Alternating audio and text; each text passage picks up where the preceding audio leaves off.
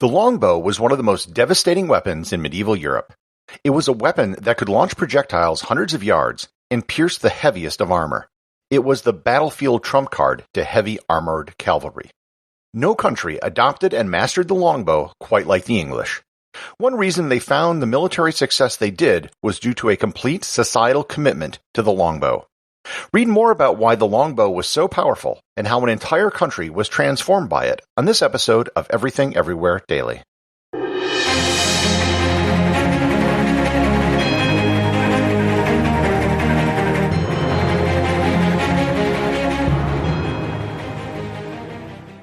This episode is brought to you by Audible.com.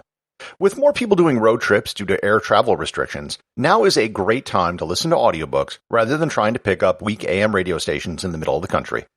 One book I would recommend, which deals with today's topic, is The Black Prince, England's Greatest Medieval Warrior by Michael Jones.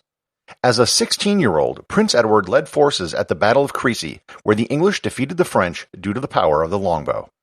Get your free 1-month trial subscription to Audible and 2 free audiobooks by going to audibletrial.com/everythingeverywhere or clicking on the link in the show notes. A longbow is, at a fundamental level, just a really long bow. Most definitions will define a longbow as anything greater than 4 feet long, but most medieval bows in England were actually 5 feet 8 inches long. Most modern definitions would say a longbow is any bow over 4 feet long where the string doesn't touch the limb. Longbows were around at least as early as the year 3000 BC. Otzi the Iceman, who was found in a melted glacier in Europe, had a longbow on him. As far as our story is concerned, they appeared as early as the year 1000 in Wales. Legend has it that after a battle with the Welsh, a king of England noticed that one of his knights was injured. He had been shot with an arrow that went through his chainmail, through his leg, through the other side of the chainmail, through the leather on his saddle, through the wood on the saddle, and then went through the horse and killed it. England had to get them some of those. It's here where I have to explain the difference between a longbow and the other ranged medieval weapon of the time, the crossbow. Both crossbows and longbows were similar in terms of the power of their projectiles. The difference was in how easy they were to shoot and the rate of fire. A crossbow was very easy to use and shoot. Someone with very little training could learn to fire a crossbow. The energy in a crossbow is stored in its limbs, and the string is locked in place just waiting for someone to pull the trigger to release the energy. In fact, the crossbow was feared because it was so easy to use. The Pope even encouraged banning crossbows because it allowed a peasant to take down a fully armored knight, which would totally destabilize the medieval social order. The problem with a crossbow is that you couldn't fire that fast. Most crossbows required your whole body to cock it, including your feet, or more commonly, a crank that pulled back the string. A trained, experienced crossbowman could fire 2 or 3 bolts per minute. The energy in a longbow is all contained by the archer. A longbow required strength and years of practice. However, if you're a skilled archer, you can fire 10 to 12 arrows per minute with far greater accuracy. That means one longbowman was worth 4 to 6 crossbowmen just by the firing rate alone. Most countries in continental Europe put their efforts into the cheaper, less effective crossbows. It was a function of economics and the fact that because borders changed so often, the last thing a king wanted to do was train skilled archers who might later be used against him. England, however, was on an island. They weren't under threat of having its subjects used against them, so they embarked on a plan of training their populace in archery. Henry I exempted anyone of murder who killed someone during practicing archery. In the Assize of Arms in 1252, King Henry III ordered all men between the ages of 50 and 60 to keep arms in their house, including a longbow. Edward I was really the one who brought forward the power of the English longbow. At the Battle of Falkirk in 1298, he defeated the Scottish with the help of the longbow, as was dramatized in the movie Braveheart. He later banned the participation of any sport other than archery on Sundays and holidays. Successive kings of England kept up the longbow tradition. In the 100 Years' War with France in the 14th and 15th century, the longbow became the weapon that tilted the balance of power. In 1346, at the Battle of Crecy, the English, led by the Black Prince, overwhelmingly defeated the French with a smaller force through the use of longbows. The French lost 11 princes, 1,200 knights, and 12,000 soldiers. The English only lost a few hundred men.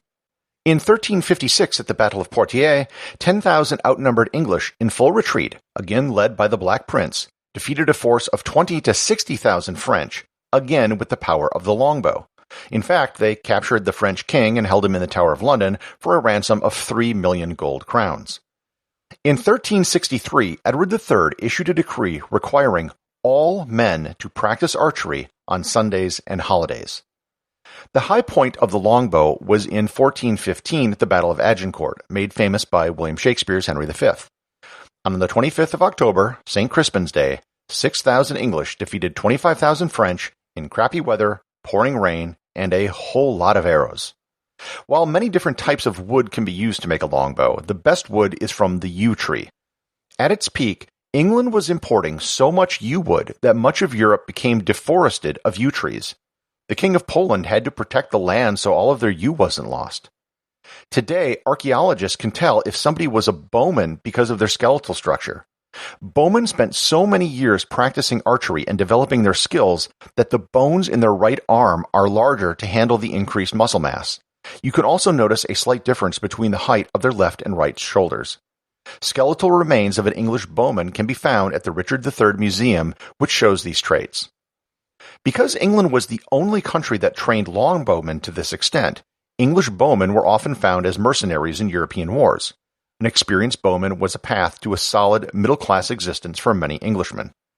There are some specifics about longbows that have long evaded researchers. While we have 3,000-year-old longbows, there isn't a single longbow from the Middle Ages which has survived. No one was really sure what the draw weight was of a longbow. The draw weight is the amount of force needed to pull back the string. To put it in perspective, a bow used in the Olympic archery competition is usually about 50 pounds, which is around the weight for most hunting bows. Experts thought that longbows were around 80 to 100 pounds. The Mary Rose, an English ship that sunk in 1545, was raised from the sea in 1982. The ship carried 250 longbows, of which 172 have been recovered along with several thousand arrows. The draw weight of the Mary Rose's longbows was on average 150 to 160 pounds, which is really high. Most archers today would have a very difficult time pulling such a longbow. This explains why the skeleton of English bowmen had modified arm bones. Longbows had their day in the sun, but they were eventually rendered obsolete with gunpowder and firearms. By the end of the 100 Years' War, which saw the high point of longbow usage, the weapon had been countered by the French firing field artillery. The weapon which countered heavy armored cavalry was itself countered by cannons. The last major use of longbows was during the English Civil War in 1642, when a local militia managed to fight back a group of unarmored musketeers. I'll close by noting two things. First is that according to some people, the medieval laws requiring archery practice for every male in England were never technically revoked.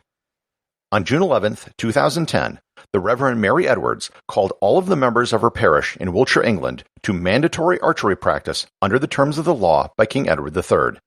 People who showed up were treated to a barbecue and a bar. It was debated if the parish vicar had the power to enforce the law, if in fact it is still on the books. The second thing is that the last confirmed use of a longbow in battle occurred in World War II by an English soldier in France of all places. Lieutenant Colonel Mad Jack Churchill was an eccentric soldier who went into battle with a claymore, bagpipes, and a longbow, and actually used his bow to slay a German officer near Calais in 1940. And I can guarantee you the German officer did not see that coming. Executive producer of Everything Everywhere Daily is James Makala. Today's podcast reviews come from Apple Podcasts. The first is from Pete DeBack, who says, "Perfect amount of fun. I love a short show, and this one is a blast. Simple, fun topics with a great host." Thank you, Pete.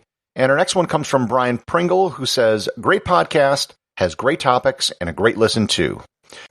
Thank you very much, and thanks to all of you who listen to the show, who leave reviews over on Apple Podcasts, and who support the show over on Spotify.